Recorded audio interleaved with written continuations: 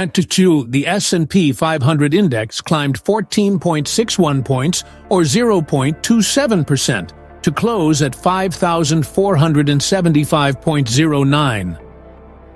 This continues the positive momentum we've seen in the first half of the year, with the index posting double-digit gains over that period.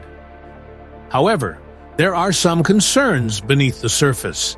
The tech-heavy NASDAQ Composite had an even stronger day, adding 146.70 points, or 0.83%, to end at 17,879.30.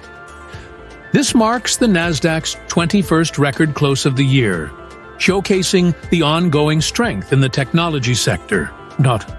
While we don't have specific numbers for the Russell 2000 today, it's worth noting that small-cap stocks, which this index represents, have been struggling. Rising Treasury yields are particularly challenging for smaller companies that often rely more heavily on financing for growth. The 10-year Treasury note yield surged 12 basis points to 4.47%, reaching its highest level since May 30th. This sharp rise in yields reflects growing concerns about inflation and potential increases in the U.S. deficit. Investors are digesting last week's presidential debate and considering the potential economic impacts of the upcoming election. There are concerns about possible new tariffs and their effect on inflation and Federal Reserve policy. Crude oil prices are approaching two-month highs, driven by rising tensions in the Middle East. This could pose challenges for the Federal Reserve's inflation fight and impact transport companies if sustained.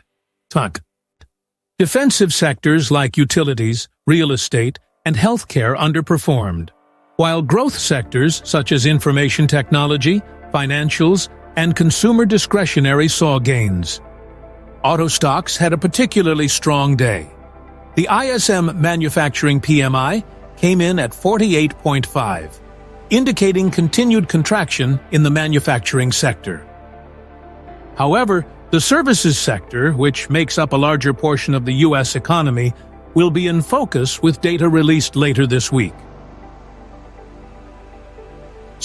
Traders are pricing in a 64% chance of at least a quarter-point rate cut by the Federal Reserve's September meeting.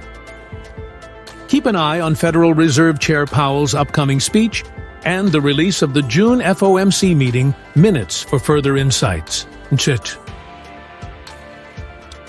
There are concerns about narrow market breadth, with only 36% of NASDAQ stocks and 41% of S&P 500 stocks trading above their 50-day moving averages.